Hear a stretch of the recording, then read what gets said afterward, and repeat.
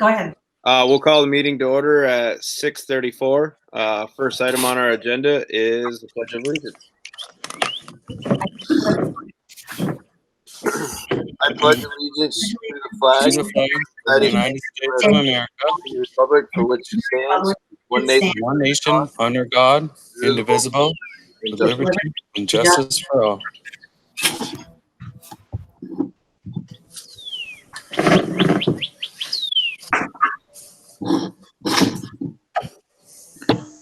Okay, next up is agenda review. At this time, I don't have any amendments. Does anyone else? Well, Chris, I threw out that email to the board about whether they wanted to discuss the school choice. And there were a couple people who thought it would be worthy just of a discussion.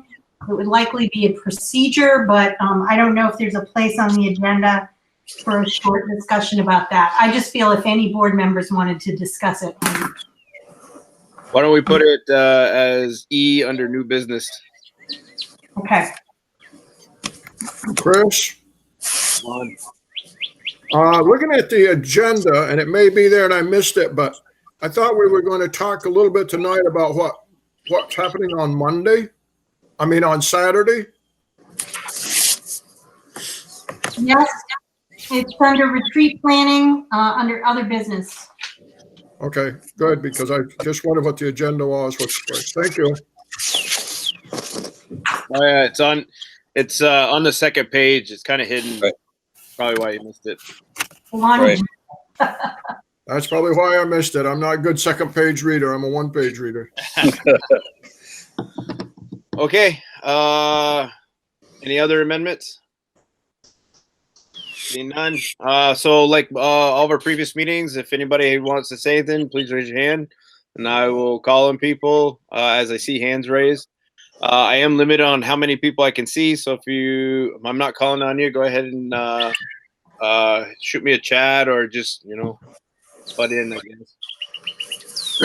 So next up on the agenda is our consent agenda. We have to approve the minutes from our June 2nd meeting. Do I have a motion to approve June 2nd meeting minutes? I've been through them, and Chris, I'll make that motion to accept. So Steve was the first, a second. I'll second. Terry was a second. Terry, second. Any discussion?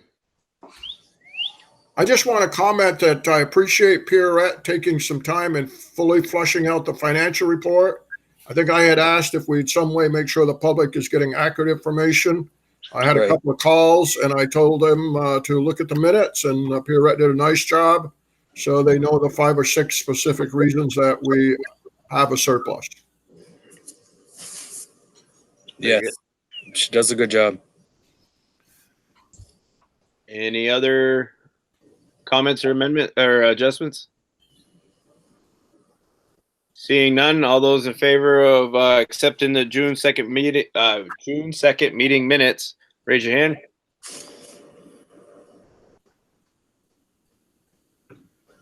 That passes 9-0. Okay, on to presentations. First up is recognition. So we have a couple people retiring and going to move on to some more enjoyable time, hopefully.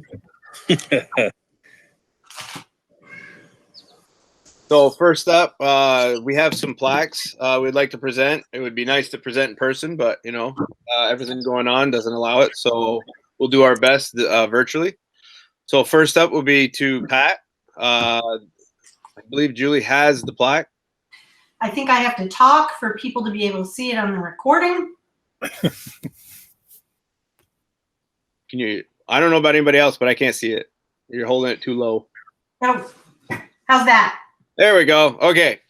So the MVSD school board would like to present the following plaque to Patrick Harnett, who has served as the principal of Igate Elementary School from 2015 to 2020.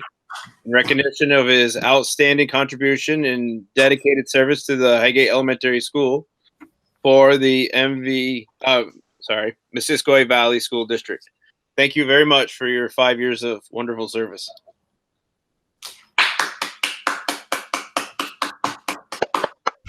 Thank you. Thank you very much, Chris. I appreciate it. It's been a pleasure. It has. It's been very enjoyable. Thank you very much, Patrick. You're welcome. Okay, and then we also have Carol Lazat. I didn't want to say it wrong. Thank you. We also have a plaque for Carol. Wow. I believe she's on here too. Carol, can you see? Yes, I do. Thank you very much. Once again, the MVSD School Board would like to present the following plaque to Carol Lazat, who has served as the director of the MVSD After School and Summer Programming from 2005 to 2020, in recognition of her outstanding contribution and dedicated service for the Missisquoi Valley School District. Thank you very much for your 15 years of wonderful service. Very much appreciated.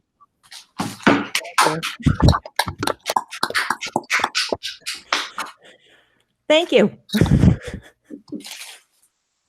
Awesome. Thank you very much. Carol and Pat, we will make sure that you actually get the real plaques, not just the virtual plaques. We'll take care of that this week. That's Okay. great. Thank you. Thank you. Bear with me. I'm trying to find my agenda again. There it is. Okay. Next up would be elementary administration updates. Which principal do you want to call on first? Oh, let's go with Dina. So Dina just chatted me. We've been having some problems with our technology today. We ran into this a little bit earlier. She can't hit her buttons right now to unmute herself to speak. So she wanted to. She's like, "Do you think I should call in?" I was like, "No, you're fine." So for updates, the big thing that we wanted to share, we just had Tuesday night was our 6th grade recognition night. And the 6th grade team, Dina, Chrissy, Mary from the bus company, they worked incredibly hard. I got to just get a list and go, but they did all the legwork. Coordinated maps and drop-offs for 70 families, and the car parade left the school at 5 p.m. and we pulled back into the school. I think it was about like 9:20. I got home at 10, so I think it was like 9:30.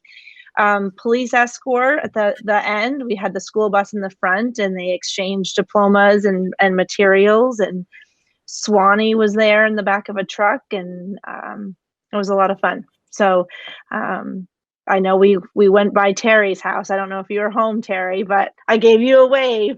I did. I was going to come outside. It was awesome. It was, we were all like, "What are we celebrating? What are we celebrating?" It was awesome. Yep.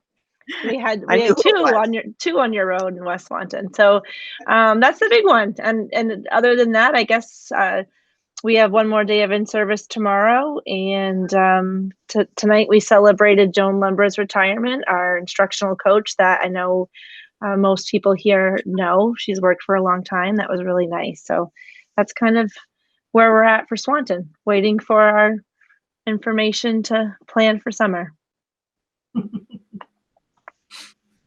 Can I just add something, Justina? That was such a cute, it was such a sweet parade. You guys were like, I don't know if we were last on your trip, but you made it so enthusiastic. It was like we were the first street or something. So it was really nice. That's good to hear, because we had a little mantra in our car about like keeping the momentum going for the bottom third. Like the first couple 2/3 were probably going to do okay. It was that bottom third, and it did get hard. It got dark, and well, you guys were fantastic. You could never have told that. It seemed like we were the first. So, oh, good. That's the point. Thank you. Okay, we have a caller. I'm just curious who the person is who called in.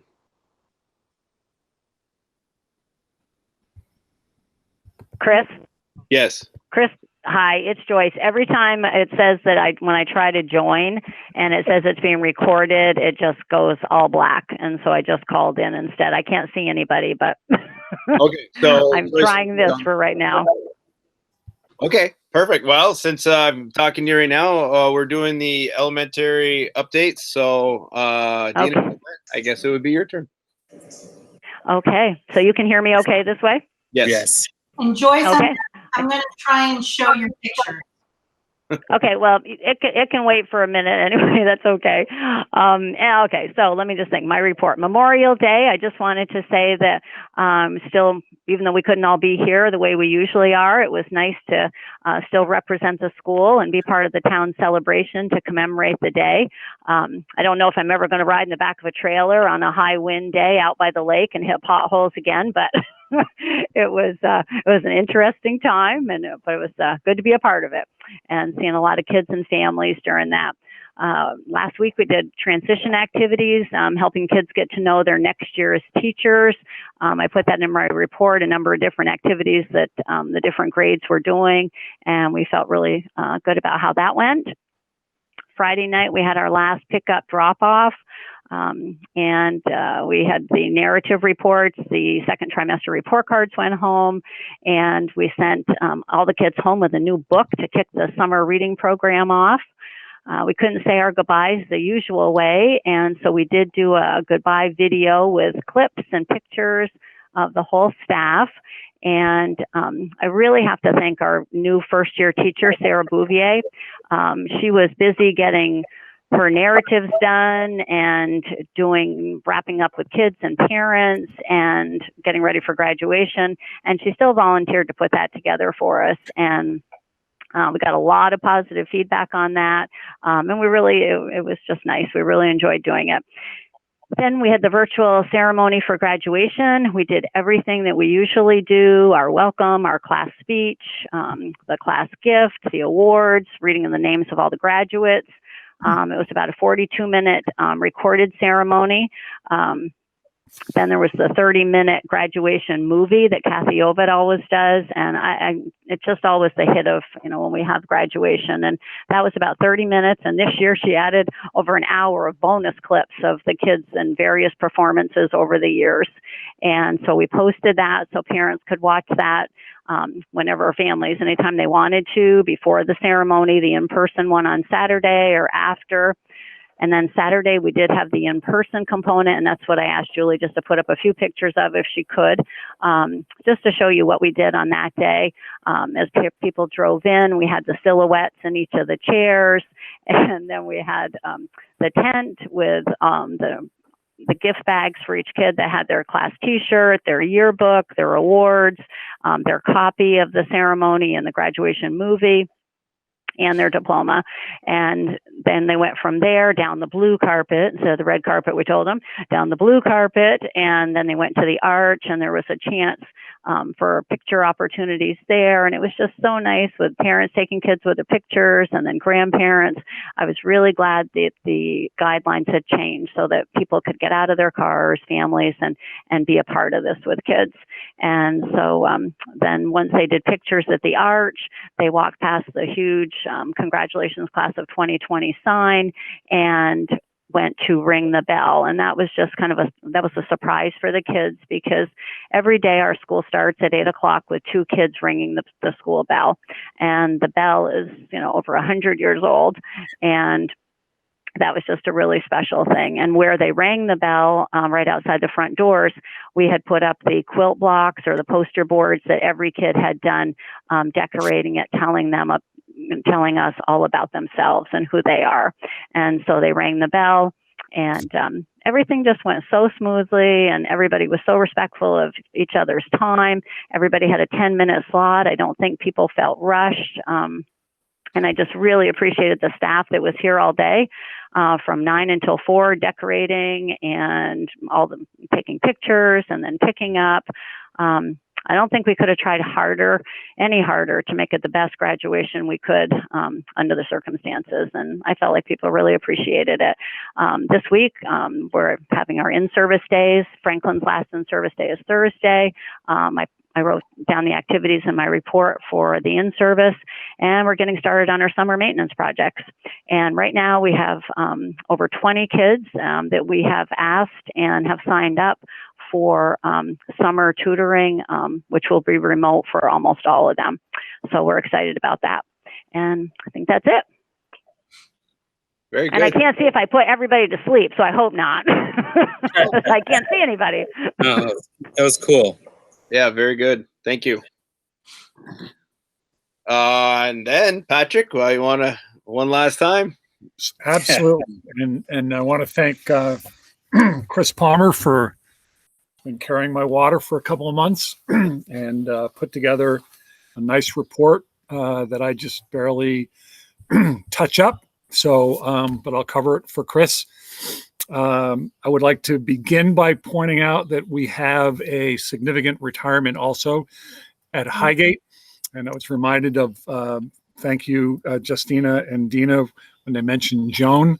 Ernie Hemingway is retiring after, I think, 33 years of total service and 30 at Highgate.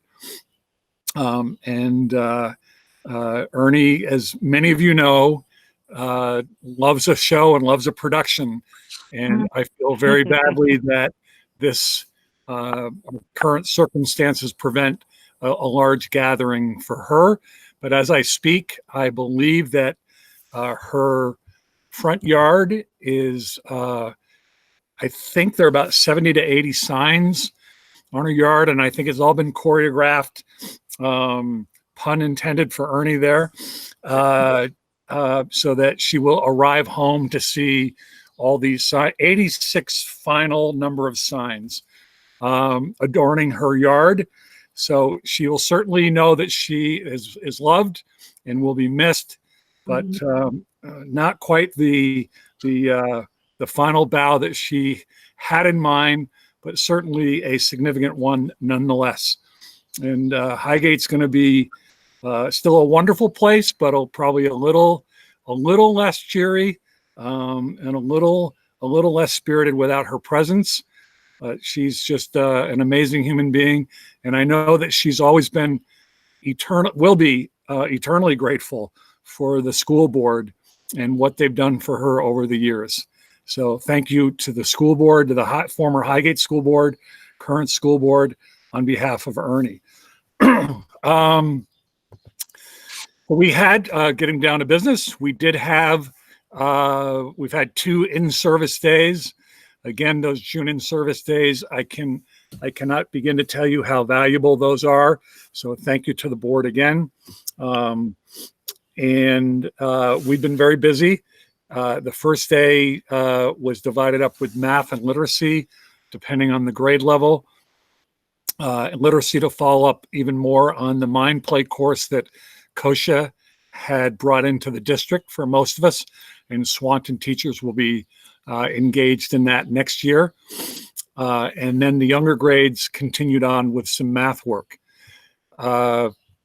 Today we did something that was really pretty important to me, was that for the first time we really got to come together virtually and share with each other what teachers had been doing to make the best of distance learning.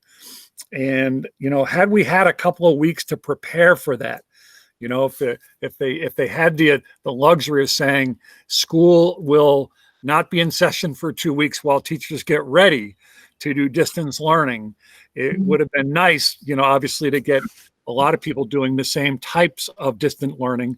But a lot of teachers were doing their own research and R&D and sharing it with the kids. Their technology skills grew exponentially during this time. And today they got to share a little bit with each other what worked, what didn't work, what made them smile, you know, things of that nature. So that was important that we had that time to do that.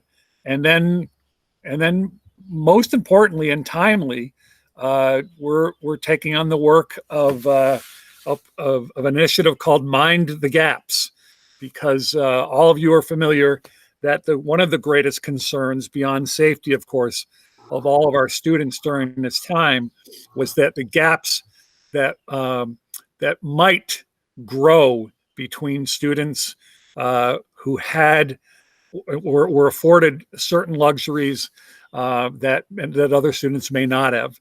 And, access to internet, access to broadband if they were competing with siblings, parents who might have been home to supervise versus not.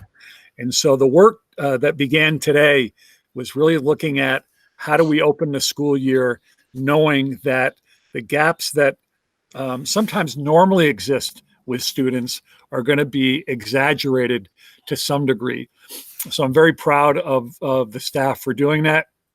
And Jen Hubbard, Edna Anico, and Kristen Hughes took the lead on that. And they did a great job. So we have one more day of that tomorrow. We also had a sixth grade promotion. I've never been bashful about my views on sixth grade graduation being exactly like a high school graduation, which I was never wild about it, but certainly we made the best of what we could. And I would say, and I've asked the staff to take a look at the way in which we did it this year, which was sort of a drive-through. But there was some takeaways that I hope stay with us for graduations or promotions in the future, that where students got, they were in the spotlight a little bit more than they would have been had they just walked across the stage and picked up a diploma. So, and I want to thank all the staff who put in tremendous effort, the sixth grade teachers in particular, but we had a lot of teachers involved in making that very special. And I think from a community standpoint, I want to acknowledge and thank for the final time the Tyler Place for their generous contributions to Highgate School. Well before me, but throughout my 5 years, they've given essentially $1,600 a year that is spread out over 12 awards, 4 in each of the 4th, 5th, and 6th grades. And it's always difficult choosing. This year we were hoping to go to SBAC data alone to determine who our winners were, to take any subjectivity out of it. But we didn't get that. So we do have a STAR 360 progress monitoring tool, which did allow us to still use data to determine who our top performing students were. And, they all were earning prizes of several $100s. So they're real incentives, and kids enter the beginning of the year with a goal to be the Tyler Place Award winners. So I want to just recognize the Tyler Place for their contributions since I've been there, and I hope it's something that they continue. And I think I'm going to stop talking. And I will say I do have about another week's worth of work. So I am around, and I will be reaching out to a lot of people to say thank you individually and not during the board meeting. So I look forward to doing that over the next week. And thanks for the opportunity to report out tonight. Thank you, Pat. Okay, any questions or comments on the elementary administration updates?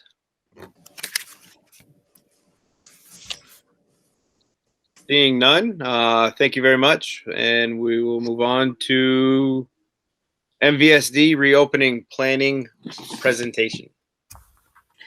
Okay. Pardon me. So, as I shared this presentation this morning with the limit of Google Meeting, which is 250 staff members, and it was recorded and also available to staff who were unable to see it at that time. I am trying to find the way to share it. And I will not take as long as I did with staff because this is a busy meeting, but I think it's important to share the plan. So this is not the plan to reopen school. We will be developing the plan over the summer, but I didn't want teachers to leave or the board to leave for the end of the school year without knowing what our process will be. I started off obviously sharing with the teachers and staff as well. I'd like to say to you is, our staff did an amazing job in a very quick period of time. We navigated so much when school closed. We moved to remote learning so quickly. Pat did a great job of describing how teachers just sort of on a dime did their own research to figure out what tools they should use to reach their students most effectively. We reached out to every single family in all of our schools. According to Dan Palmer, we served over 174,000 meals to our families in our 3 communities. We celebrated, we collaborated very tightly and using Google Meets and Zoom as grade level teams, school level teams, and across the district to modify curriculum and give access to all of our students. The tech team deserves a big shout out because they provided support, all those Chromebooks that went home, making sure families had what they needed, and starting and manning or staffing help desk for teachers every single day so that any problems could be addressed immediately. And we started a weekly field memo just so that we were not bombarding staff with lots of messages. Just some important things to acknowledge about the planning for reopening school is that it's going to be a big challenge. It's a public health challenge like no other we've seen in this country. It affects the world, not just Vermont. There is definitely a lack of agreement among professionals and experts about a lot of the aspects of this virus. There is a lack of time to plan because of the shifting circumstances that keep changing. And depending upon the state of health or what we learn about the virus, we have to respond with plans accordingly. And honestly, the decisions that we make will be scrutinized more than any school snow day closure will ever be scrutinized. People will have opinions and feelings about whatever the plans are. We have to be expecting of that. Some of the values that I shared that superintendents spoke to when we were advocating for some certain things from the Agency of Ed, and I picked a few of them to share. Everything we plan for, we have these values in mind, and safety of students and staff is the first all the way through. We won't do anything, and frankly, the health guidelines won't allow us to do anything that is contrary to the safety of students and the safety of staff. But it's also important to keep in mind that public education in of itself is a value, and it's key in our economic recovery. It's key in the wellness of children and in their long-term outcomes. In-person education is preferred to remote education. There's no question that a teacher in front of students is better than a teacher remotely with a time delay and a video. Equity has got to be important in what we do. Systems have to be flexible, as I said before, to respond to the community health status or to individual student or staff health issues. And we have to communicate and communicate and communicate, and we have to have a variety of voices giving us input for our planning. So our hope was that the Safe and Healthy Schools guidelines would be out last Friday so I could share them. They are supposed to be coming out this week. We heard midweek, and now I'm hearing this week. So I'm not sure if it'll be Friday at 5 o'clock, but my hope is we do get them this week. There has been a task force that has been, probably a month with regular meetings. Dr. Brina Holmes from Children with Special Health Needs has sort of been the task force lead many pediatricians, epidemiologists, educational leaders, Agency of Education leaders, Department of Health leaders, all working together to develop school-specific health guidelines. And some of the things you've heard from the CDC are definitely in these guidelines, but those are for a stricter phase or stage. I believe they're calling them steps in these guidelines. I shared with staff this quote from Maya Angelou: if you don't like something, change it. If you can't change it, change your attitude. To me, it's particularly important to keep this in mind. We all in education have our preferred way of working with children. We have the classroom set up the way we want to. We have beliefs about what kids should be able to do, and families coming into school buildings and kids playing on playgrounds and not having to wear a mask in front of children when we're speaking with them. And we probably aren't going to be able to change some of those things.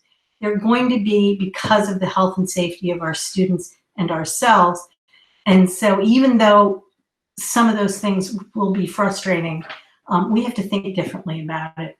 So I did talk a little bit about that. For me, if I'm feeling that, I certainly know that our teachers are thinking that way too. Again, some of the things you've seen in the press, I still do not know the answer to whether children will need to wear a mask in school. The governor said they wouldn't have to, but would be encouraged. But I know the task force is really grappling with that issue. So we'll have to see. Some of the things that we do know will be in this guidance, however, are temperature checks for children at their first point of entry. That means if they're on a school bus, somebody will be there with a thermometer and a checklist, and they'll be asking questions and screening them as they get on the bus. And the same thing will happen when students enter school if they're dropped off. So those kinds of things are going to have to be planned for.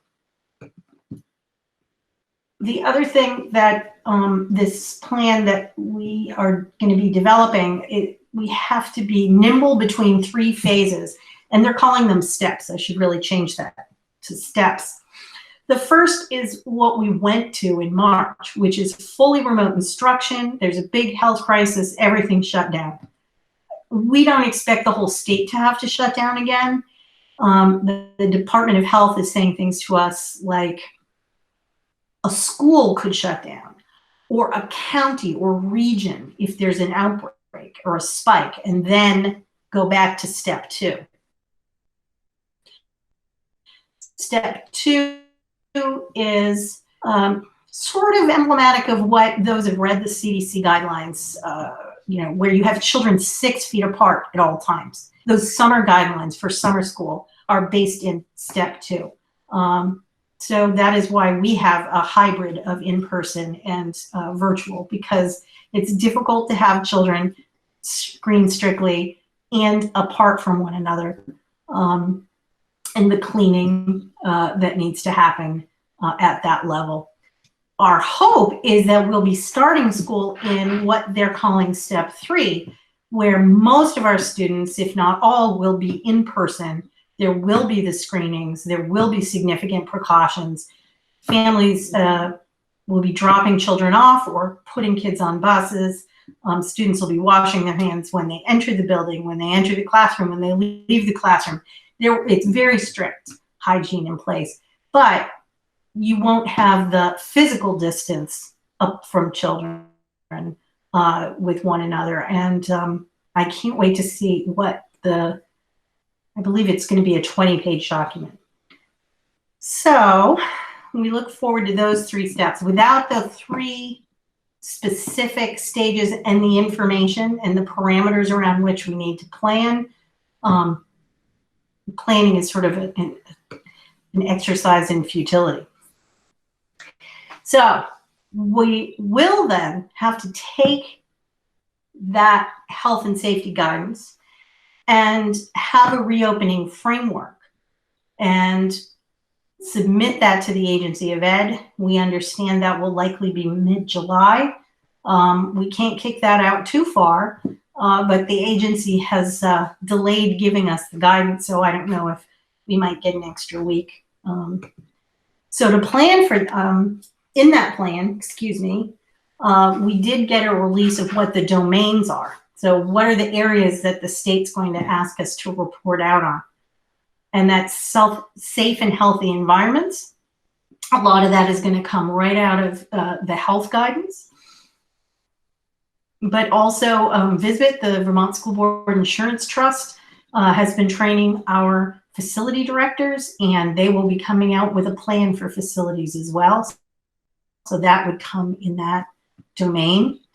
Leadership, policy, and funding. If there are any changes to policies or procedures or any budget or communication strategies that have to happen, we'll be planning for that. Now, maintaining operations is a very broad category that means all the strategies to keep kids in school in person for instruction. And that involves the logistics of getting them to school, feeding them, as well as the instructional strategies. And that could involve all kids being in school or some kids being in school part-time and remote the other half of the time. All of that would depend upon what the criteria is for them to be in person. And the continuity of learning is also work we have to do.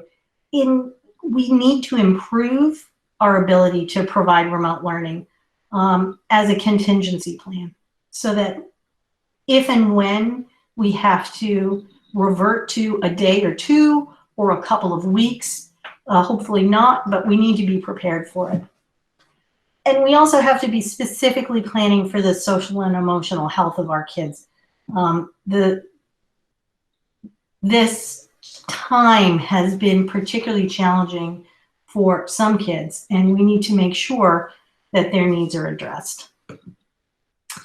So we have a plan for task teams, and we already have in place facility directors, as I said, who have been working with VISBIT. We have our nurses who've been working together. They will continue, and we'll also be forming 3 other teams, a teaching and learning team that will focus on the instructional core and the social emotional learning needs of students, a logistics team that will focus on transportation, food service, communication, and technology needs, and then a legal and policy team that will be central office, focused on any legal or HR issues that need to be addressed. I won't go through all of them, but you'll be able to look at them. I'll link this in the drive for you. But these are the kinds of questions. It's not even an all-existing list, an exhaustive list, rather, for the Teaching and Learning Task Force, the Logistics Task Force, the facilities folks. We have to do a lot of planning for sanitizing and the different steps, as well as purchasing and ordering supplies. And the Health Task Force, although the guidance will be very directive, how we implement it, what the PPE needs for nurses would be, what other medical supplies need to happen, thermometers. If we have to have a thermometer on every bus and in several in each school, that's a lot of thermometers. Whatever we do, we have to plan on being flexible, because we have to be able to respond to anything. And the changing health conditions, obviously the Agency of Ed and the Department of Health will work with the nurses and with me on what our status is if there's ever an incident and what our reaction needs to be. And we have to be prepared for it. Essentially, that task team work will then filter into the MVSD leadership team that will serve as a steering committee. I have principals serving as leads and curriculum leaders as leads on these task teams, and they will come together with the rest of the team and make sure that all of the work is interconnected into a single framework. And then again, we will be sending that off to the Agency of Ed by mid-July. And I pretty much ended acknowledging how difficult it is for staff and families to not know definitely what the return to school will look like. We're a profession that likes to know what we're doing, and we like to plan for things. And living in the gray, if you will, can be challenging. I know it's challenging for me when it is this unknown. But the communication to families just has to stress that we intend to open school in the fall in some fashion. And we are working hard on the specifics of what that will look like this summer. And we will communicate with families widely when we have definitive information to share. Again, just sort of the idea that all of the work goes into this plan, and then we have to communicate that plan and then prepare for implementation of it so it really doesn't end, and then communicate again. There's a difference between what the general plan is to what I need to do as the parent of a 5th grader, and what I need, what going to school will look like for me and my family. So all of that has to happen, which involves a great deal of work and communication. I summarized a bit, which we don't need to do again. I think that it's important, again, to remember that in-person instruction, children in our schools, teenagers in class with their teachers and friends, that is our goal. That is how kids learn best.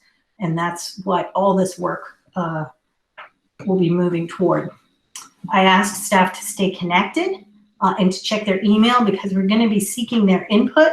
We're going to have some teachers on committees, and we will use our weekly field memo as a way to get information. And we'll also be surveying community members, families in particular, in the summer. And I obviously thanked them for the amount of work that they've been doing. They've just been remarkable, and I'm so proud to be a leader in this district, because they have really done tremendous work to support children. So that is what I shared. I did it in half the time, so.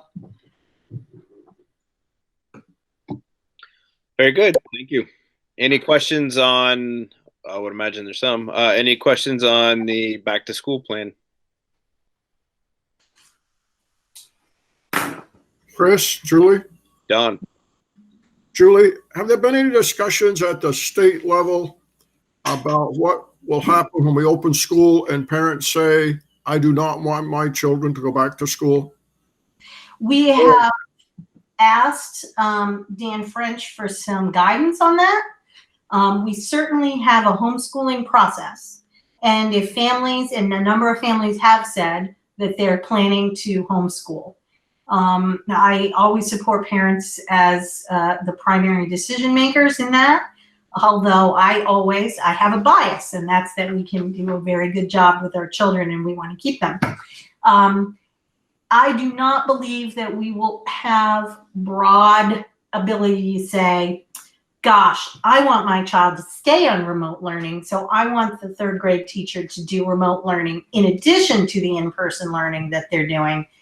I don't think we will be able to do that. I don't think that that will be an option.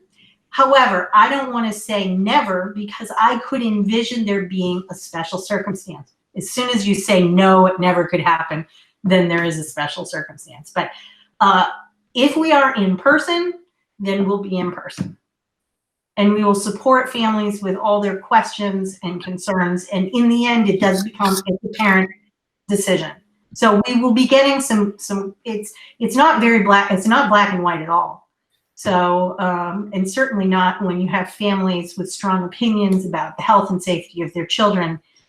You know, I won't be dismissive of that, but we're going to do everything that follows the health guidelines that will, you know, ensure that children are safe in our schools.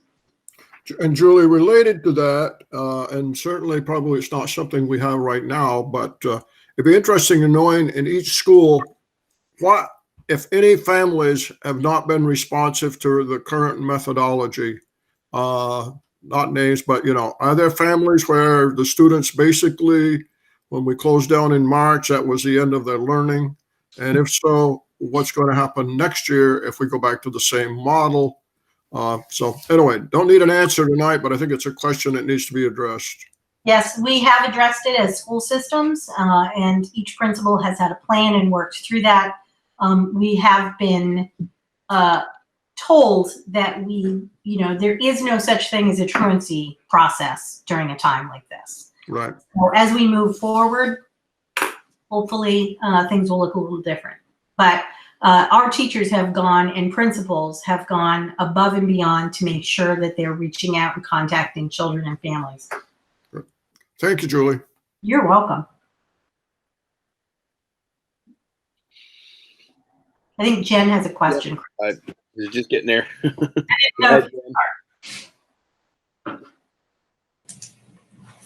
Julie, there's been a lot of talk because of everything being said with the CDC rules about busing and possibly not being able to put all the kids on the bus and doing multiple routes. Is that anything you can elaborate a little bit more on? Yes, that's one of the things that I've had a preview of the plan. I don't have it in front of me, preview, but I've had some of it read to me. And the step 2 that the CDC talked about, where you have children every other seat, only one child in that seat. We all know how well children stay in their assigned seats on school buses. So just imagining it is wonderful. The best behaved busload of children tend not to stay where they're supposed to. That scenario would involve more routes or differently timed routes, and that could come with a cost. And every single time children are on those buses, you have to sanitize deeply that bus, as well as take temperatures, and that involves staff. It's not the bus driver taking the temperature of the students as they get on the bus. The stage 3, which is where we expect to be in the fall, would have the screenings and the cloth mask for the bus driver and sanitizing, but you would have all your children on the bus. So that's a much more manageable scenario. Half the children on the bus, I think we would have to be creative about what our routes are and staggering times, because we really wouldn't be able to have 3 times the bus routes. We just really couldn't. We'd have to have kids stagger their arrival, I think. Would it be worth it if we go if we're able to do phase 3, fingers crossed, but somehow bounce back to phase 2, would it be worth it to maybe take some kind of poll before deciding to do multiple bus routes of parents that might be able to transport their kids? Absolutely, that will be important input for our planning, because I also know that one of the aspects of this report, the guidance coming out, is going to be encouraging families to drive their children to school if at all possible. Because it's just going to be more difficult with screening and kids interacting, because it would be difficult to enforce. So if you have the ability to drive your child to school, that's probably the best plan. Thank you, Julie.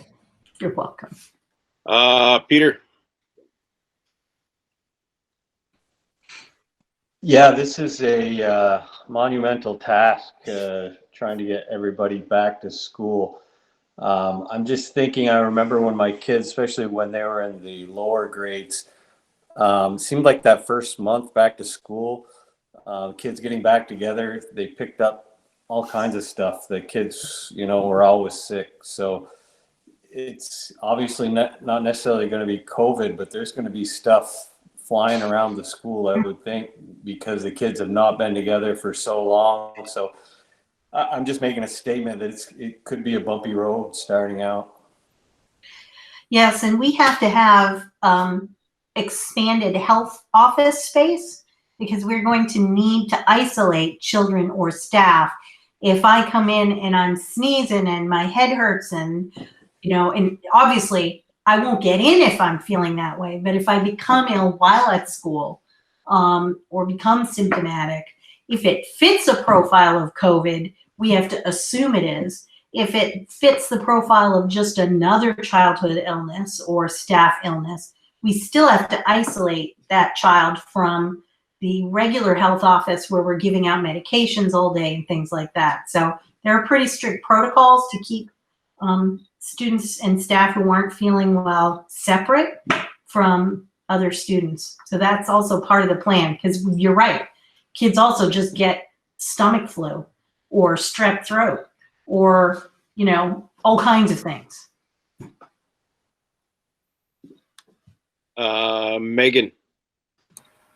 So, yeah, I echo what Peter said. This is monumental. And I'm just wondering, with all of the different guidelines and recommendations that are coming out, we've seen the easing of restrictions, and along with that, we have seen an increase in cases. Mm-hmm.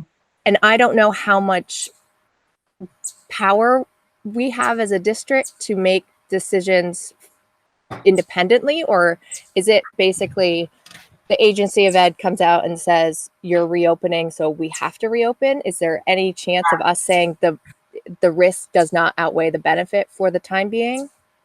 No, it's a really good question. The Secretary of Education was very explicit that because there are some boards in different parts of the state that have said we're going to close school or we're going to open school, and it's going to be their decision. It's really not a board decision whether to close school or open school.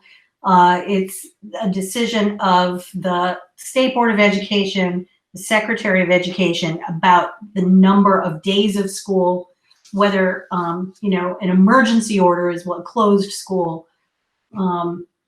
We will make decisions based upon information from a school nurse or a staff member or family member about an incident. I will work with the Department of Health. I will work with the Agency of Education and then inform the board of whatever that advice and direction is. I'm not going to sit there and say, I think it's too risky, or I think it's too, I'm not a health professional. And that's really where the Department of Health is the one that's calling the shots on the majority of these things. They've been working with Winooski right now, even though school is closed. They've been planning for summer, right? So they're on the phone every day with that superintendent, making plans with, are we going to have in-person summer school like we planned, or are we going to do it remotely for a while to be safe? They're having those conversations. Yeah. It's a really good question.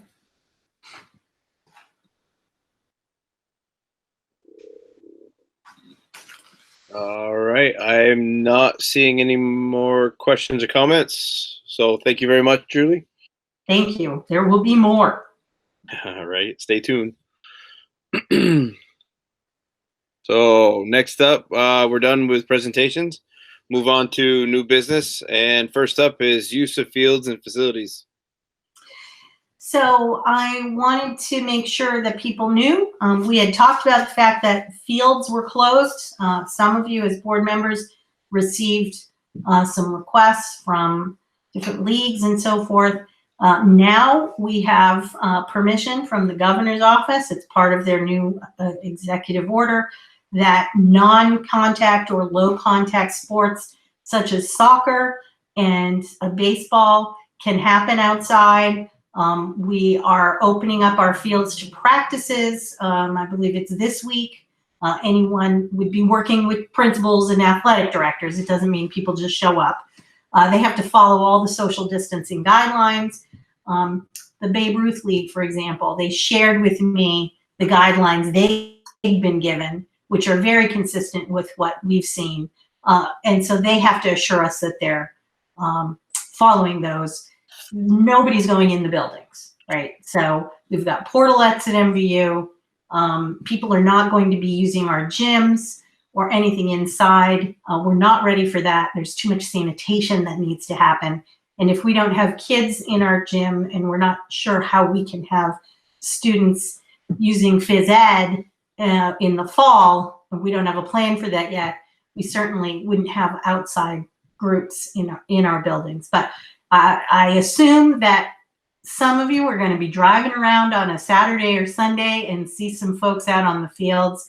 And that is consistent with the guidance we've been given and what other school districts are doing now. So Julie, the men's group that contacted us will be treated the same way as they have been in the past, as long as they meet the social distance and health guidelines? Yes, we Good, reached thank you. out. Did we determine whether the dugouts were off limits? You know, I don't know the answer to that. That would be a John Lumsden question. I would think so, depending on the surfaces. So I can make sure I don't know if Jay Hartman is still on the call. He may know the answer to that, but we'll check on that. I can help you very briefly with that, Julie. Somewhere in this 5-page document that I got from John today, I'm not sure that the dugouts have been mentioned specifically. We're in the process of going through it. John has put together, we have 7 groups right now that have requested use of our outdoor facilities at different points during the summer. John has put a schedule and a calendar together. Each group is going to receive a 4-page document and then a signature page that identifies the rules and responsibilities that they will be expected to adhere to. And there are 54 points that they must follow. Dan and myself and John began to review those today. The last page is a liability and risk waiver that will be signed by the person who's responsible for each of those organizations, and also each athlete and each family that is participating, whether it be the men's baseball league or whether it be the MVU boys soccer program as examples. We discussed today a little bit about what happens if people don't adhere to these things.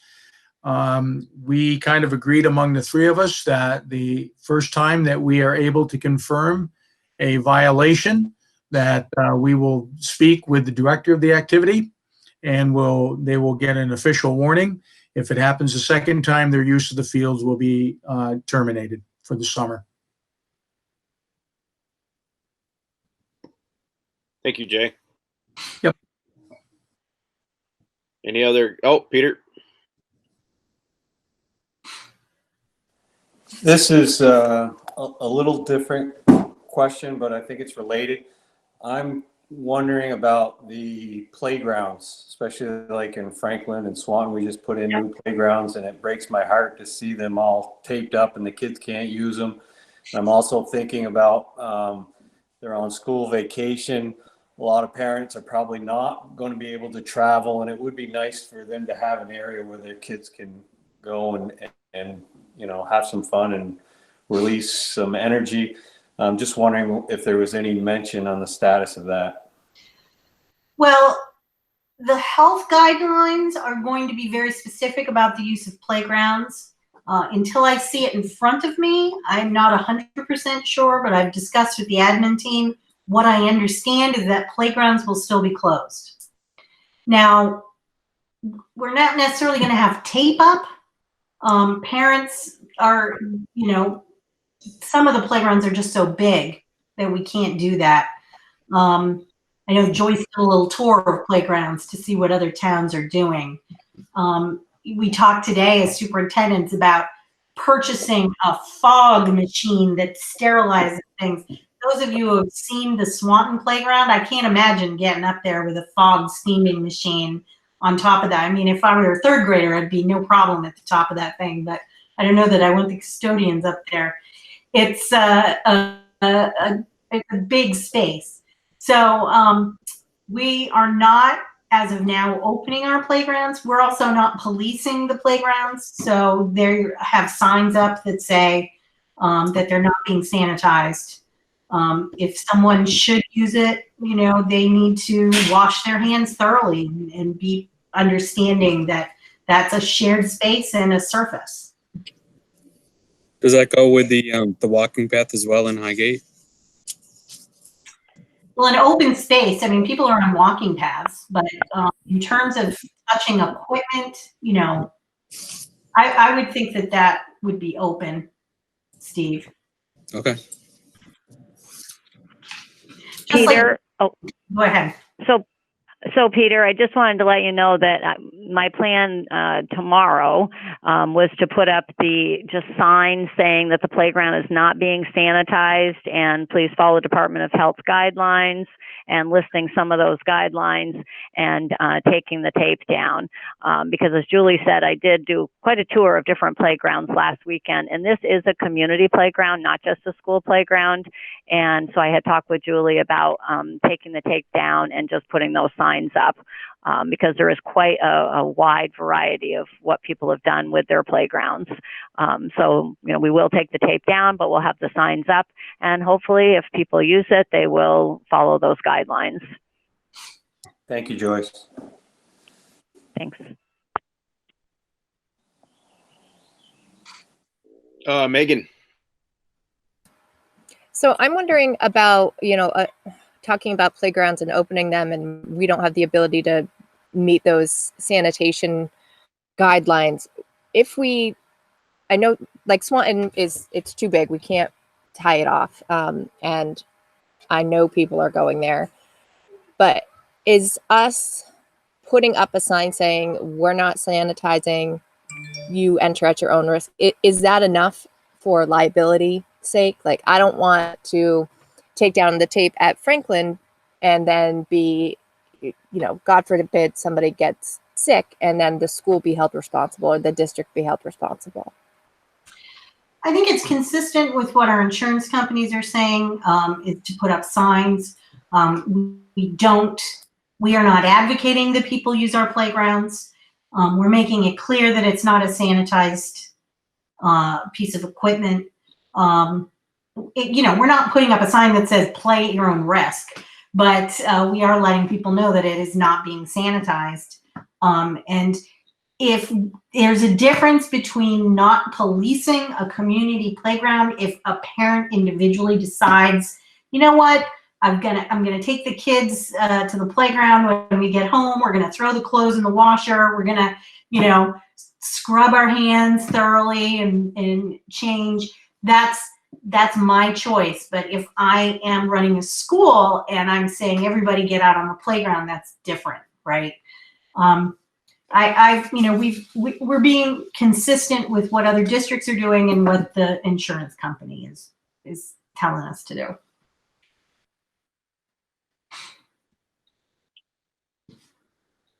Not seeing any more questions, so thank you very much, Julie. Next up on the agenda is, well, the next three, they're all possible findings for executive sessions. We have teacher negotiations, possible ratification. Yes. So we can, they did their part today. Yes, I don't have an email yet on the outcome of that, but I know the association is having a meeting today, and the board will discuss. Is that Kevin? Julie, I can provide an update on that if you'd like. Certainly. Insider. Insider. Yep, Ashley just popped in a few minutes ago to let me know that the union did vote to ratify the agreement, so they're all set on their end. Wow. That has been an amazing piece of work. And Ashley was amazing in her chief negotiation hat, which I know is not an easy thing, and I hope it doesn't scare her off for the rest of her life. So I think we may want to have a discussion in executive session about that. However, I don't know, Don, if you want to give sort of an overview of the process and how you felt it was. You're muted, Don. I'm at my best when I'm muted. Okay, I thought it went very well. Chris, of course, is an old timer on this, so he had some good experience. Joanne came in, was a good listener. I think learned along the way, and when we had to make some final decisions, I thought she was a very important part of the discussions, asked good questions. And we certainly had good support from you and your office, Pierrette and Laura. And I honestly believe that my job was fairly easy compared to Ashley's job. But it all came together, and I think we got a good settlement. I think if you want to know the specifics, we can talk in executive session. But I thought at all times the tone and the action was professional, and to me that's the important thing. Regardless of the end result, you can't burn bridges and you can't let emotions get in the way. And I think both sides, as I say, I don't know what went on in the caucuses in the other place, but I think when we were face to face or virtual, it was professional. Yeah, it was very good. I feel like it's a very good agreement in for us and teachers. I mean, I think we both had the perspective of wanting to take what was essentially 4 or 5 agreements and really make it one set of conditions for employees. And so, you know, some of that had to be hammered out, but I think that it's a very good agreement for all involved. Whoops. I should add that on some of the language issues, the principals were very helpful. I mean, when it came to money, it was pretty much the board getting data from central office. But, you know, some of the language issues were a little tricky, and I think we made some good improvements there for benefit both parties. But I see Jay up there tonight. I know that Jay and Dan and some of the elementary principals were asked through Julie, and that was very helpful. Yeah, it was very important for us to have the principal input because they're the ones implementing, and we needed to be able to make a decision in the moment that was going to be workable for them to run their schools. Very good. Next up, possible finding would be use of leave time. So we sent a letter out to staff, maybe today. And we can speak a little bit more specifically in executive session, but this issue is about the year we've just come out of and how the governor and the Secretary of Ed said that there were certain exceptions for people who had to report to work. Those exceptions are ending June 30th. And so people are expected to come to work. And so those conditions, people's comfort level, and people's need to consult with their primary care physician should they have a condition. That's a process that I wanted to make sure the board was clear about. Okay, and the next one would be a side letter of agreement. Yes, so we don't usually do this, but this is the first year that we have had custodians for all of our schools in the master agreement covered under union contract. And this is a really strange year for our custodians. They were really not able to take vacation. And so we asked the union if it would be all right for a side letter for the custodians. Pierrette's going to jump in if I mess this up in any way. But there was a request, and so there's an ability to roll over 5 vacation days into the next school year so that they can have some vacation.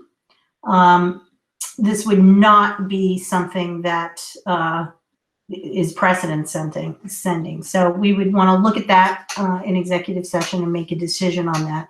But the union is in support of it. Yeah, so just want to say that, and not limited to custodians, year-round union employees who are eligible for vacation. Thank you, Pierrette. Okay, thank you. And then our added the discussion about the school choice when property lines are a little blurred.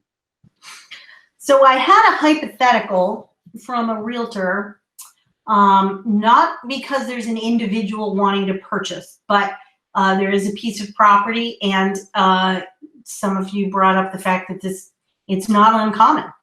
It does happen where you have a piece of property that's pretty evenly split between two towns. And this particular property is 50-50. The old standard is wherever you lay your head at night is the place where your residency is. And it's typically the parent, although some will say the student, but you know, if the parent's bedroom is in Swanton, then you reside in Swanton. If the garage is in Highgate, well, that doesn't count. So those are the conditions under which we've been working. I wanted to, and the request was, do you have a definitive way of determining that? Or would you, because you have a school choice policy, would you consider a property such as this as having school choice? Or, you know, if you told a prospective buyer that they could contact the superintendent and discuss it. And I said I would discuss it with the board, because the other option in the past for these cases has been for a family to come to the school board. And there is statute around that.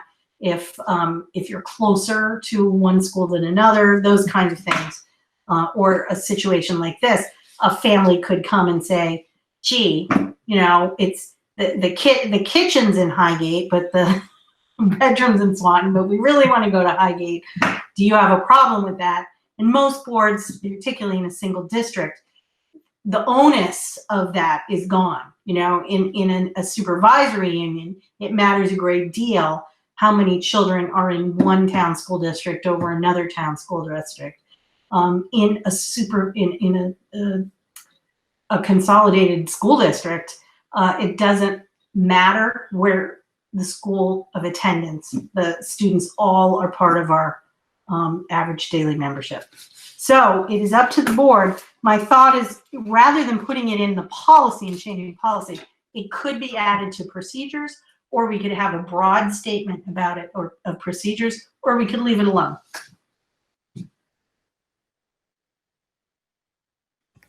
Julie, do you have proposed language? I know you and I have talked about it a little bit, because it is something that's happened in Vermont over the last 50 years. Yeah, I would suggest adding it to procedures and have it state that should there be a boundary consideration, a property straddling two towns, you know, application to the superintendent could be made. Because I wouldn't want to get into if it's at least this percent or that percent, right? Okay, any comments?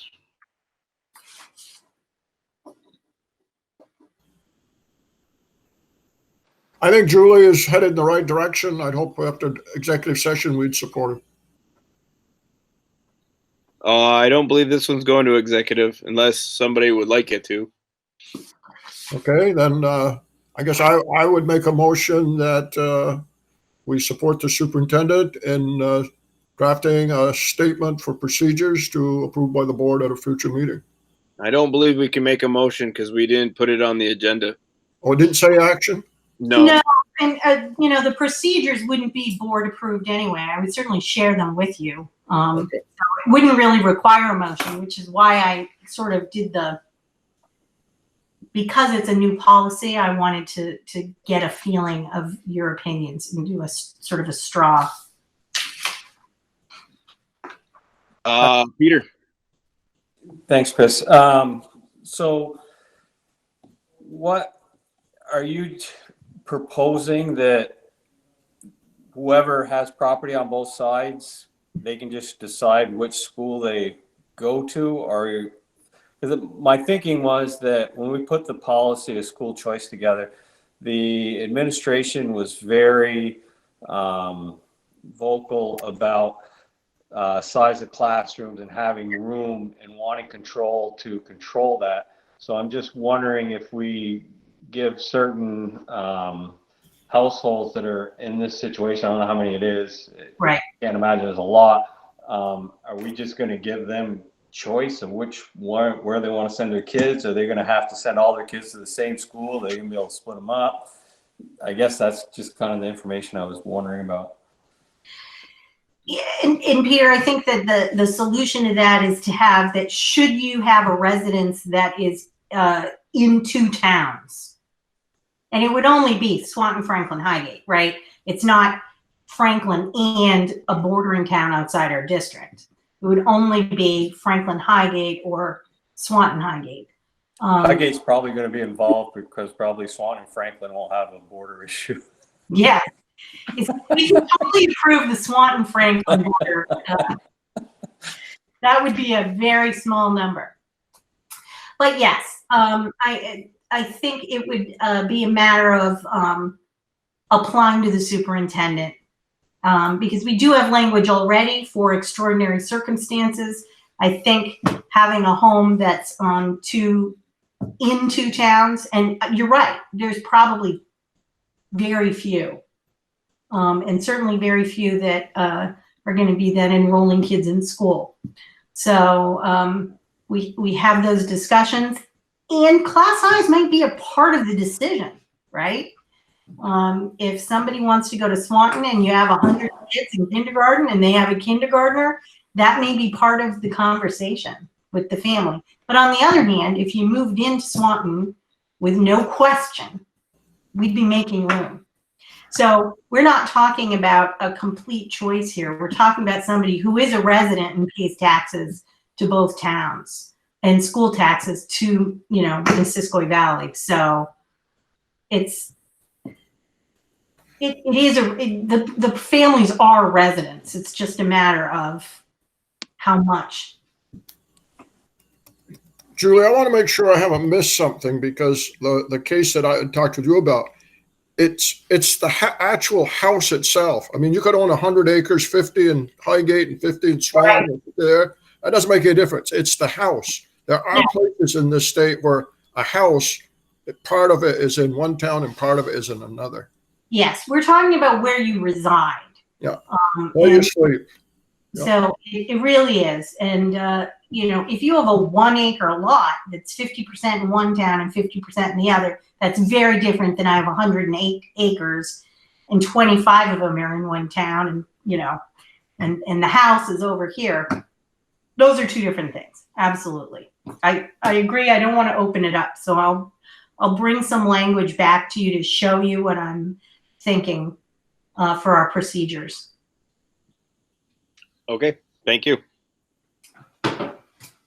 At this time, we'll move on to, old business. And first up would be tax anticipation line of credit award. And there will be action for this.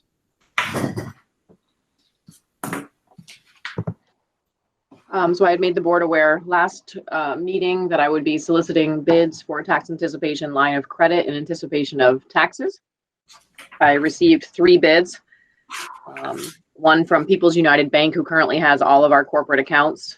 The interest rate on that line of credit, this is a $7 million line of credit based on a cash flow that they request from us, copies of our audits and financial documents. It's for 6 months. We only borrow as needed. So we don't pay interest when we're not borrowing, and we pay it back as soon as possible. From People's United was 1.29%. Union Bank was 1.19%. And People's Trust was 0.75. So I guess 0.75, when the other 2 banks found out that People's Trust offered us 0.75, they said, wow, you better jump on that. So I would recommend that the board award the bid to People's Trust Company. It's not ideal to have it be with a bank that is not our, where all of our corporate bank accounts are held, but it's doable.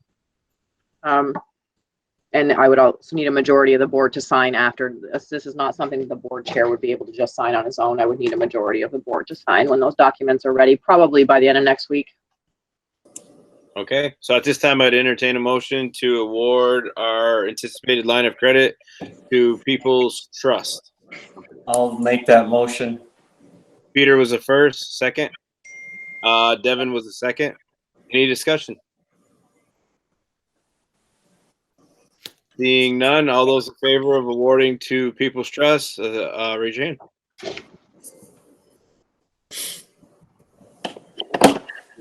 Motion carries 9-0. Thank you. Thank you. Next up is SRO for the elementary schools. So this is not an action item. I did put possible action should the board, not want to deliberate, but my expectation is that you're going to want to talk about it more later. I was, as you know, we met with the police department last fall when we were in Franklin and talked about having an SRO in the elementary schools to be shared by all three schools, primarily Swanton and Highgate, but certainly in Franklin as well. We had Chief Stell to an administrative team meeting when we were still live in person, and we talked through the logistics of what that might look like. We had another meeting just last week with him because they did receive that grant, and in fact, they received 2 grants. So I want to talk a little bit about both of them. The first one, we have an SRO at MVU, and that person is has been there for a long time, and I won't go into specifics about his contract, but believe there is a retirement coming in the near future, and this grant would help support a replacement that would likely not be as inexpensive as the current position we have now for that contract. So this grant would help ease in a new person to MVU. And I discussed with Chief Stell yesterday. I've met with him a couple of times, and yesterday we discussed that the position would need to be used differently, that the administration has specific duties and responsibilities that they'd like to see happen, and the police department supports that 100%. The other grant that was approved, federal grant, and I'm afraid I don't know the title of it, was for an additional community officer. Should the school choose to have that community officer be an SRO, the grant would pay for 3 years an officer in our school. And then the school district would be responsible for that 4th year. And it's nice in that, it's a full-time professional position and benefits. So it's not an inexpensive position, but it's a position that we would have 4 years to plan for. And we'd be getting 3 years from the grant. So I do know the administration is supportive of it. They would very much look forward to the educational aspects, to the substance abuse supports, to just the general having a police officer in your school and making connections and mentoring children so that they can do a great deal of prevention. But there are also emergencies that happen in our schools, and having an SRO as part of that team, coordinated servicing plans, substance abuse plans for kids at all ages, unfortunately. Having that resource would be a support to administration. I expect, Don, I believe, asked in October that, I share some of the thinking of the administration. I did put together some bullets of their thinking. We would develop a calendar for the elementary position jointly, and the principals would have direct input into the choice of officers. So there's that for you to look at. Should the board want it to start, it wouldn't be till October, so we could certainly have Chief Stell come back for a future meeting to answer questions more directly. But it's been a long time since we've talked about it, so I wanted to make sure it was back on your radar. Very good. I would assume we'll definitely want some more discussion down the road. I don't know how the rest of the board feels, but. Agreed. Okay. So more to come with the SRO. Thank you, Julie. Next up would be new hires. So I believe we have 2 new hires, and I don't have the table in front of me. I am going to have to go somewhere else. We have hired for a new math intervention. We had somebody leave MVU, and so we had a little bit of a shuffle. So we have someone coming in, math interventionist. I met with him today and enjoyed meeting with him. And let me just look at my calendar. And Dina has finished her hiring with a 1-year long-term sub for a special educator. And I am meeting her tomorrow. And with that, we do have some special ed positions that are still open at MVU, but we are almost completely finished hiring. Very good. Chris, I have a question, and I don't know, Julie, maybe it should be an executive session. But the 2 previous superintendents that I worked with in this district used to come to the board sometimes with a written list. I think usually a written list, and then the board voted on that. Say the superintendent recommended or nominated, I think if it's statute, and even though the administration talked to the person, interviewed the person, told them that the board had final approval or whatever, but they recommend the job, it didn't delay the process, but I think it put the board in a little better position if something went awry a year or 2 down the road. So I don't know, you may want to check out with VSA or attorney, but both Jack McCarthy and Winton did it that way, to my knowledge. Well, my understanding is we discussed that earlier, and the board gave Chris the authority to sign the contracts of the new teachers, and we are sharing, and I'm sorry I don't have the list today, but I've been sharing each month the list of the new hires with the board. But the board has not been making a motion each month for Chris to sign the contract. Yeah. I think you should check that out legally, just to make sure we're in good stead. I could be wrong, okay? You can do it that way. Boards have delegated that authority. You may want to discuss it more explicitly.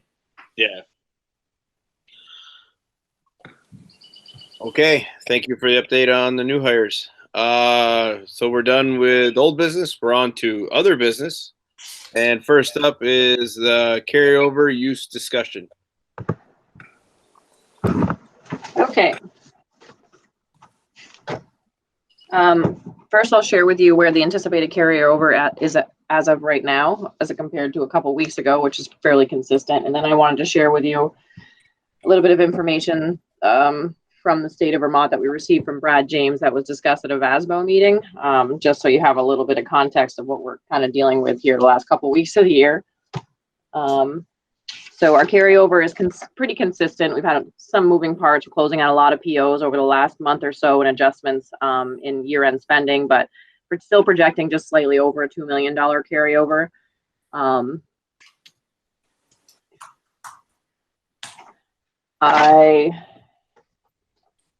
In regards to the kind of the state of finances right now, there was a lot of confusion at our VASBO meeting and a lot of pressure on the Agency of Education in regards to what money is coming, when it's coming, how it can be used, flexibility with carryover use. So I just wanted to go over some of that with you before we talk about potentially utilizing some of our projected carryover. I will mention that many districts that are their business managers represented on Friday, that many districts are projecting a decent sized carryover because they did similarly to what we did, which was, kind of cease all unnecessary spending and as soon as this COVID thing kind of hit. And so, people are seeing savings. We have savings above and beyond that for unfilled positions and things like that. But it's not uncommon right now across the state to have some substantial carryovers. But people are very fearful of the years to come, obviously. So right now, the deficit in the ed fund has fallen, or the projected deficit in the ed fund has fallen from about 150 million to 106 million.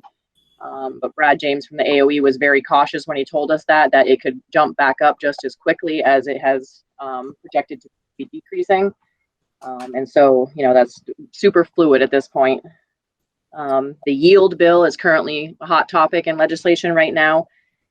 Property yield is currently set to being discussed at 10,998. That's very close to where they had projected it to be previously. The House is, according to Brad James, adamant that they will not bear this burden on taxpayers by adjusting the yield to correct the deficit in the ed fund, which means the money has to come from somewhere else. But they, at this point in time, are not talking about adjusting the yield. So that $106 million hole in the ed fund is including the 5% ed fund reserve that is required by statute. There's been talk about if that needs to be replenished all at one time or not, but that's all still be discussed, but it's part of that 106 million. There's these different pools of money that you've heard Julie talk about, and I'm sure you've heard about on the news. So there's coronavirus relief fund money, and then there's ESSER funds. The ESSER funds was one of the largest concerns for the VASBO group because we were told that we would need to book those as a receivable at the end of this year because we won't be getting them for next year, but they're the most flexibly used funds. We should get about 80% of our Title I allocation is how they're basing the distribution of those funds, which for us would be about $714,000. But that would be to reimburse us for expenses related to COVID. The concern is every time that the AOE is talking about how these funds will come to us, they're assuming that our property taxes, the ed fund money that comes into us will be adjusted based on the amount of money that we get from these different pools of COVID money. And that is the biggest concern for the VASBO group, because when they speak about it and what's being represented to legislature is it's a reimbursement for COVID expenses. Well, if you're going to take that money in turn out of our ed fund dollars, then that is not a reimbursement in no way, shape, or form. So we actually requested a kind of an emergency meeting, the VASBO group did, to lobby with the AOE and the Board of Education to bring different language and really get a clear understanding of what they're looking at. And make sure that the message is the correct message with legislature, because as I told Julie, by the end of the meeting with all the business managers across the state kind of attacking or defending their stance with the agency of ed representatives, they couldn't talk. They did not understand what they were saying. They didn't have a clear view of the money and how it's going to be used. So there's some confusion there. The second round of money, or the coronavirus relief fund money, we're being told is going to come in tier 1 and tier 2. So it's been divided into 2 different groups. Fiscal year 20 money is about 25 million to also address COVID related costs. Fiscal year 21 money would come this coming year, and that would be all based on grants. So we'd have to apply for that. Also COVID related, but we're told that this CRF money, or coronavirus relief fund money, is much more strictly regulated and much more difficult to utilize. And so those rules and guidelines haven't come out yet either. So the reason I'm telling you all this is because it makes, obviously, me fearful or apprehensive about the use of our carryover, not knowing how things are going to sugar out over the course of the next few years. That being said, I think we want to position ourselves the best way possible and in the safest way possible moving into fiscal year 21. So there's a couple of things that I would like to propose that I kind of put out there at the last meeting. One thing we could do is pre-fund our HRA or health reimbursement plans. Typically, we wouldn't do quarter three. We wouldn't pre-fund quarter three, which is about $200,000 until July 1.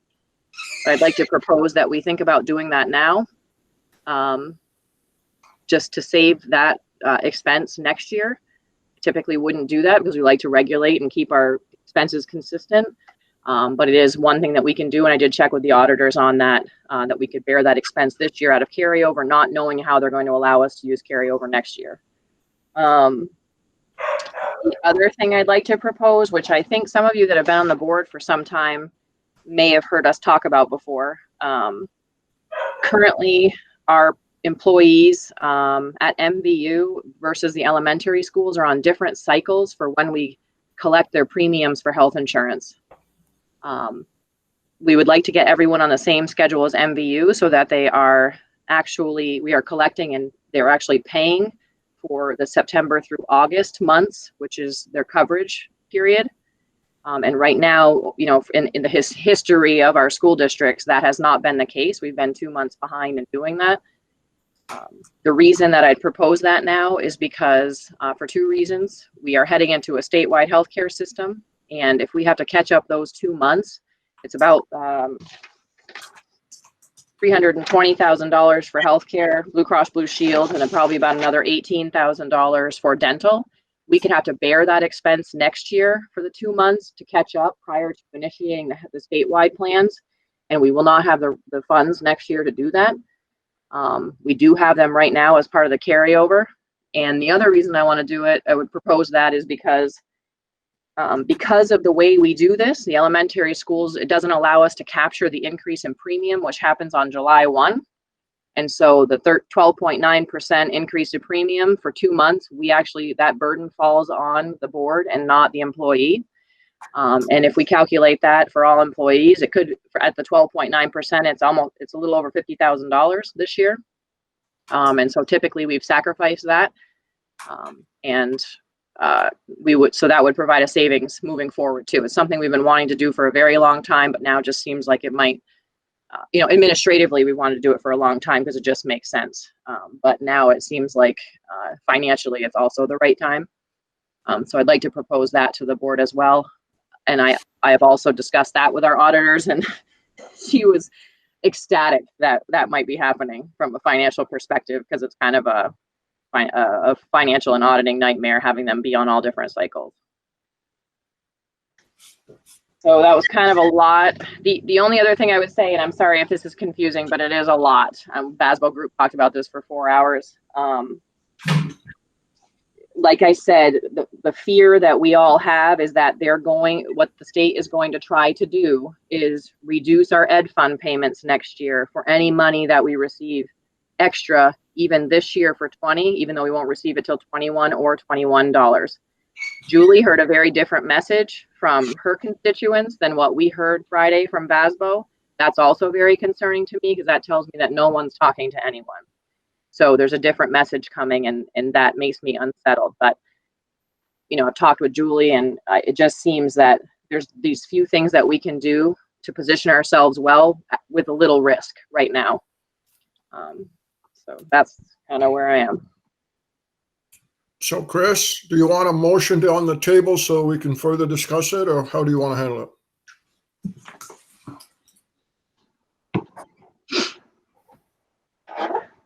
I can't hear you, Chris. Oh, there, that's better.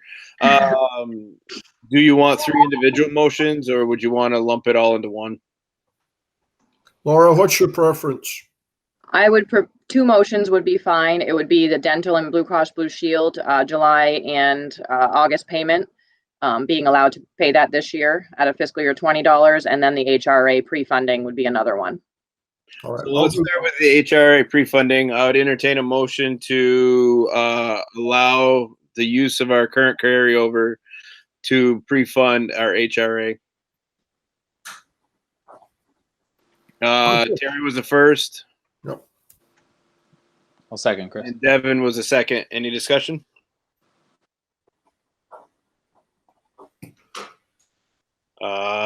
Seeing none, all those in favor of using the carryover to pre-fund our HRA, raise your hand. Motion carries 9-0. Next up was the Bluecross Dental. You're gonna have to help me with that one, Laura. It's basically the healthcare. So Blue Cross Blue Shield, the healthcare premiums for July and August for the elementary schools. MVU is already on that cycle. And then dental, it's actually only August because the July premium has actually been waived. We were told by our insurance carrier that we do not pay that invoice because of the lack of claims due to COVID, that they're actually waiving the July. So we don't have the savings there, but it is a savings to the district. It's not in this situation. So. Don. Sorry. I'll make that motion to support that one. Don was the first. Steve was the second. Any discussion? Devin. I'm just curious if this has an impact on the teachers and the withholdings they have from their paychecks, or if this is just administrative. The only thing that will happen is the increase to the premium. And so that 12.9% for the July and August that we weren't able to capture, we weren't able, even though MVU has been on the correct cycle for a long time, we couldn't adjust those deductions for the increase in premium for any of them because that wouldn't have been equitable. So we couldn't say, oh, we're going to make you pay the 12.9% increase for the first 2 months MVU, but we're not going to have the elementary schools because they weren't on the correct cycle. Now that they would be on the same cycle, we will be taking that 12.9% increase. So it is what they owe by master agreement, for sure. But we will be taking that increase for July and August. That wouldn't be the burden of. So very minimal impact, but yes, that would be the impact. I also think it puts us in line with what most school districts in the state have been doing for years. It absolutely does. I've been trying to position ourselves to do this since I got here. But just financially, we haven't been in a position to be able to do that. Okay. Steve. You're muted. Yeah, I got it now. I don't know. I'm afraid of the unknown that's going to come forward in the fall. And we just need to be really, really careful about how much we're going forward. These are good things that we're cleaning up now, but bus contracts and so on, I think we're going to see a whole lot of difference coming up real soon. So just having this in our back pocket would be, keeping some of it in our back pocket would be a good idea, I think.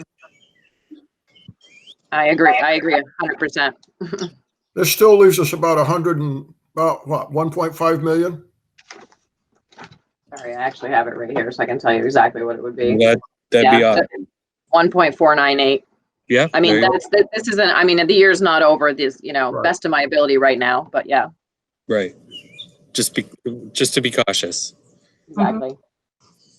I agree. Okay. Are we ready to vote? Looks like it. So all those in favor of accepting Don's motion, raise your hand. Yep, motion carries 9-0. Thank you. Thank you. Okay, next up is retreat planning. For right now, we have it scheduled tentatively for June 20th. The date's set, but the time 9 to 1. It may go a little longer, maybe done a little quicker. We had talked about having it at MVU. Not sure if that's still an option. Yep. So MVU is a go, so we can meet in person for anybody that feels comfortable. We'll have virtual logins for anyone that doesn't feel comfortable meeting in person. Any other? I have been Mike DeWeese reached out to me. I haven't had an opportunity to talk to him yet. Been kind of crazy busy for me, but hopefully I'll be able to talk to him tomorrow. One of the biggest things we want to work on is Superintendent Evaluation, and also how the board and the superintendent work together, how we want this board to be shaped. Maybe some of the ways we're doing things isn't the way we want. Maybe it is, but we can iron all that out. Be a good chance to have that discussion. Yes, we have an agenda broadly set that's really talking about the governing roles of the board, the functions of boards, talking about goal setting with the superintendent and things like that. So I'm looking forward to it. I think it's going to be a good conversation. How we want to work together and make decisions. It will be good to clarify some of those issues and codify it, so we're not trying to remember what we decided before. Yay. Chris, a logistics question. I don't know if you or Julie have the answer. Is Mike going to need any technology from the high school on Saturday? Yes, and I believe Pierrette reached out initially, and she and I are having a meeting in the morning to discuss more specifics. We will need 2 screens and a projector. I can bring my own projector as well, but we just so that we have a screen for any board members that want to be virtual, where everybody can see them, and then a screen and an easel too. I think would be important.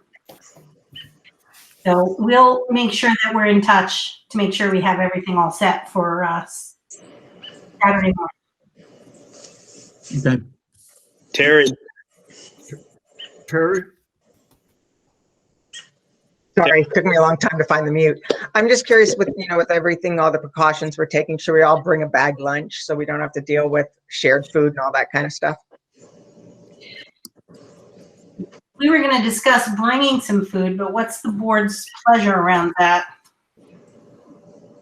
This is the first time I'll make a suggestion, and you guys can decide from there. What I thought of doing is, asking each board member they would like, and I could maybe order either a salad or a sub from Pim's Pizza, because they deliver, and and they would be individually wrapped for every board member for what they wanted. That's just it's just a thought. You whatever you want to do.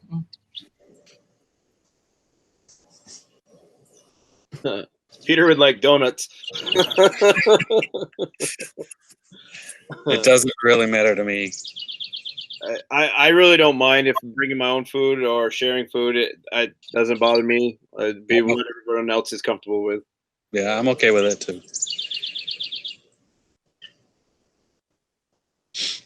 I have a suggestion that we set it up that people that want Pierrette to order something, get with her to let her know, right? And those of us that'll bring our own, just bring our own. Does that sound like it makes sense? That's fine. That's good.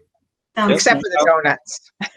Yeah, well, we'll get donuts, and I'll put out a reminder to everyone if you would like me to order something for you, and maybe try to get some type of even a little menu or something of what the choices are if you'd like. That'd be fine. Perfect. Thank you, Pierrette. Don't go crazy. Chris, Don. I want to come back to Saturday. Last meeting, Terry brought up about, the evaluation. And I think if you look in the minutes, we talked about coming up with a system so that if Julie's evaluating the principals, the business manager, especially whomever, that we have a similar system. So we have some consistency, whether it derives off goal setting or whatever. I'd like to, Mike's had a lot of experience. He's an experienced administrator. He's done some consulting, I know. I would be interested if we want to work on the evaluation thing as part of it, is to find out a system where not only we do a consistent administrative one, but we also do a board evaluation of the board. Yep. So, when you're talking with Mike, I'm not trying to control this meeting. I know we could probably be there for 8 hours, but since it's been brought up 2 or 3 times, it's something we want to be fair to our superintendent and our administrators.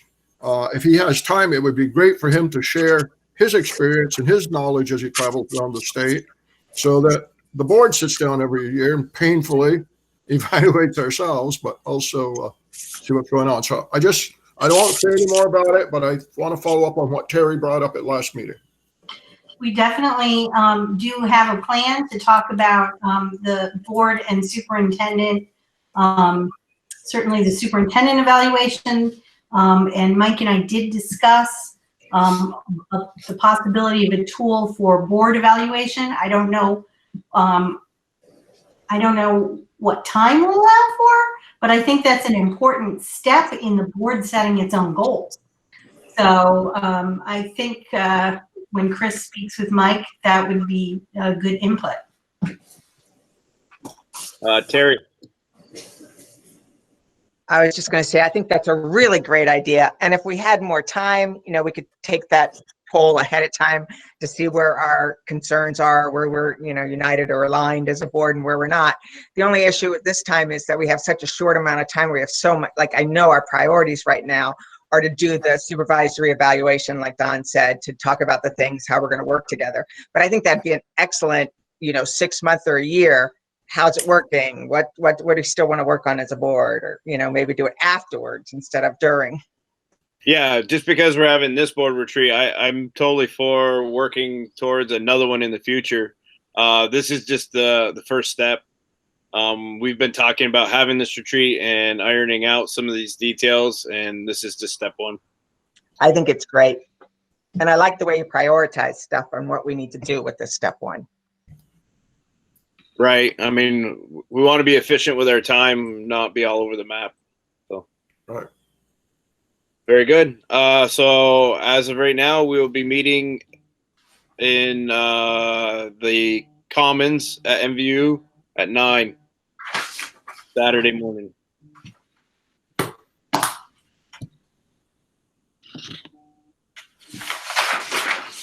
Okay. Let's see. So next up is future dates. Our board retreat is June 20th at 9 at MVU in the Commons.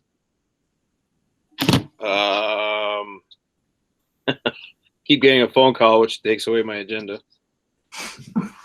Okay, and our next MVSD board meeting is July 7th at 6:30. Are we going to continue to do virtual? Do we want to start meeting in person? Do some sort of hybrid?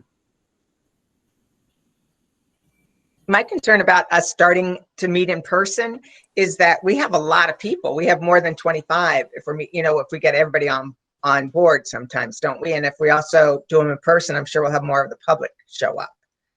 If we did them in person, our hybrid would probably not allow the public to. Okay. Sorry, my mic was off. So the public would be able to tune in virtually or phone in. We could even set it. I mean, I'm not sure if every board member is going to feel comfortable. So, I mean, those are some options. Chris, are we going to have a second meeting in July? That's once again the board's pleasure. We normally don't, but this is a not normal year. So would everybody like to have a second meeting in July, or? Let's talk about it at the retreat if we need it. Very good. I'm loving this virtual meeting stuff myself personally. I'm glad you do. I absolutely hate it, but it's I'm not a computer savvy person, and trying to do all this stuff, run a meeting virtually is, in my opinion, kind of a nightmare. But what you've been doing great. You make it look easy. Okay, thank you, Peter. So you know, I agree that my thing is, it doesn't have to be the next meeting, but I'm thinking that if we're going to be asking our teachers and the school to reopen and kids come to the school, that we should be meeting in person. And I'm not saying everybody, whoever's not comfortable, and I completely understand that. If they want to call in, I think they should definitely have that option. But and I'm not saying the next meeting, but I'm just saying before school starts, I think we ought to be back on track with you know, meeting in person. Yeah. Chris, go ahead. No, if somebody wants to talk, go ahead. I just got to go ahead. I was just going to say, we've been having that same conversation in central office. Our plan is, you know, I mean, we're still expected to work remotely if at all possible, but our teachers will be coming back in August, so we want to make sure that our staff is there in August to support them, and that we're slowly bringing more people back and looking at how many people can be in the building at the same time, and using shared spaces. So I completely agree with the board modeling for that as well. And of course, exceptions being those folks that really feel that that's the best way for them to participate. Chris, I was going to make the suggestion that we stay virtual and the first meeting in July, cancel a second meeting in July, and try to take and be person the first meeting in August. And that's not a motion, that's just a thought. Okay. Everybody else feel the same way? I have other things to do tonight, so I'd keep pushing this agenda along, but anyway.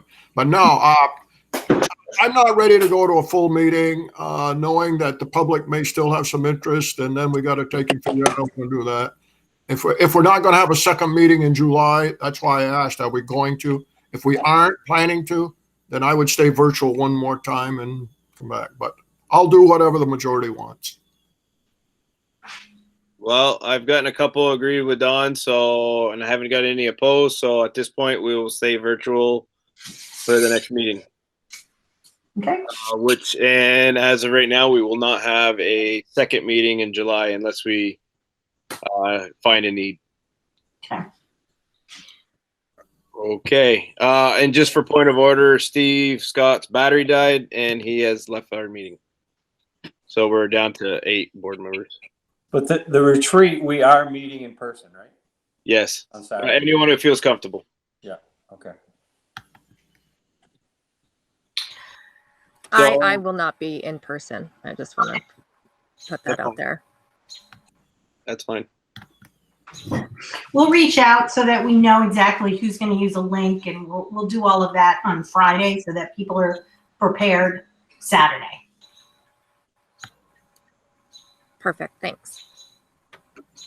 Okay. So I believe at this point we are, oh no, one thing I forgot to mention in agenda amendments is I was going to do a quick update on the Igate Parking Lot. We awarded the contract last meeting. There's been a couple construction meetings and whatnot, and I believe they're on schedule to start this week. I got pushed back a week, Chris. Mm-hmm. Only because, not due to the contractor, but only because the stormwater permit has a 14-day comment period. Yep. And because we have a stormwater grant for over $100,000, we need to make sure that comment period runs out. So Tyler, Ruggiano Engineering has communicated with Rights and they were fine with that. So right now it's the start date is June 24th. Okay. Very good. Very good. So at this time, Peter, go ahead. I was just wondering, talking about things that I didn't see on the agenda. I was wondering if we would be able to have an update on the property line issue with the Swanton Elementary School, or if we can get that on the next agenda. I'd like to just follow up on that. We can put that on the next agenda for sure. And by then, we should be in that runoff period anyway. We should have something to update with. Thank you. Jen. Can we, at the next meeting, also get an update on how the food is for handing out to families that are needing it? The summer program food. Yes, definitely. I'm just kind of interested to see how it's working. If it was okay with the board, I don't know because it wasn't on the agenda, but just to do a quick thing now might be good for people that will see this video. It's up to you. Yeah, I'm fine with that. I mean, we're not going to do any action on it, so I don't have a problem with it last minute. Okay. So we have moved after a lot of discussion and consideration about community need, the financial situation, staff availability, things like that. We decided to move from delivering meals to the community with our transportation companies and the food being prepared by the food service management company to pick up only 2 days a week at MVU. So those pickup days are Monday morning and afternoon, or evening, I should say, and Thursday morning and evening, 2 different shifts like the board had requested. Families may pick up multiple meals for multiple days, so they can pick up breakfast and lunches for the days that there is not pickup on those days, and we're hoping that that would encourage people to make the trip to MVU to pick up those multiple meals. Unfortunately, Dan Palmer reported to us today that there was only about 150 meals today or should I say yesterday, that were picked up. So participation significantly decreased. I think we're doing the best that we can with what we have and the options that we had, trying to balance all the issues here, but it is unfortunate that we took such a decrease in participation. Hopefully it will increase, but that's where we are right now for the remainder of the summer. The only thing that I would say to the board is right now we are kind of in a gray area providing meals at the 2 sessions, one in the morning and one at the afternoon. There's some emails going around with the child nutrition program between us and them that may have to be adjusted if they come back to us and tell us that we can't do that. Their concern is that people could come in the morning and pick up meals and then come again in the afternoon and pick up meals, and we would have no way of tracking that because they're available to anyone that shows up and says there's a need. But right now we're okay doing what we're doing. Okay. Thank you, Laura. Can we just get another update as well next time, our next meeting on July 7th, just to see how it's going? Yeah, sure. Thank you. Just for the rest of the board's reference too, Julie and I meet usually the Tuesday before our Tuesday meetings. That's when we set the agenda. I mean, it's not locked in stone at that point, but if you want something on the agenda that we haven't mentioned in the previous meeting, feel free to send me an email. Let me know something you're interested in, because input is always welcome. So with nothing else, at this point, I'd entertain a motion to go into executive session and invite in Julie and Laura. Terry was the first. Don was the second. Any discussion? Hearing and seeing none, all those in favor of going into executive session, raise your hand. Motion carries 8-0. Thank you. Okay, so out of executive session, we're in the need of 2 motions. First one up, motion to allow the board chair or vice chair to sign the side letter of agreement. Terry's the first. Peter's the second. All those in favor of allowing the board chair or vice chair to sign, raise your hand. Motion carries 7-0 now. And then last up, a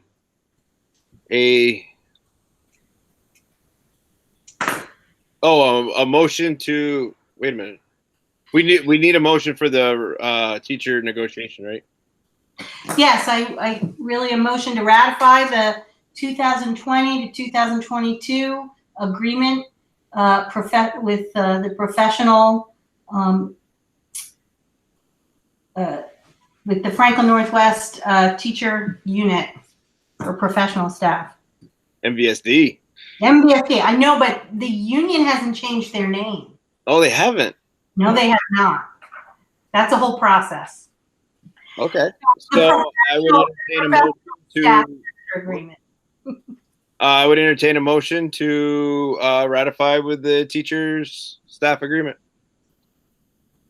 Joanne's going to ratify it. She was a member of that, right, Joanne? So Joanne was the first, second. I'll do it as the team member. No, let Terry do it. Terry's the second. All those in favor, raise your hand. Motion carries 7-0. I abstain, Chris. Oh, I'm sorry. Motion carries 6-0-1. So unless anybody else has anything to add, I would entertain a motion to adjourn. Peter? Just some clarification, because I don't want to do the wrong thing on Saturday. Is there any etiquette? Do we need to wear masks? What's the, I just want to make sure that handle it correctly. I think there's going to be 10 of us, 11 with Mike, so we should probably wear a mask because we'll be inside. Okay. We're going to be asking our teachers to wear masks all day, I believe, in the fall. So I think we should probably be good models. Thank you for bringing that up, Peter. I didn't want to be the only one there. Not, no. Okay. Motion to adjourn. So moved. Peter's the first, second. Devin. Okay, a motion to adjourn at 8:51. Signify by saying aye. Or raise your hand. We are adjourned. Thank you very much, everyone.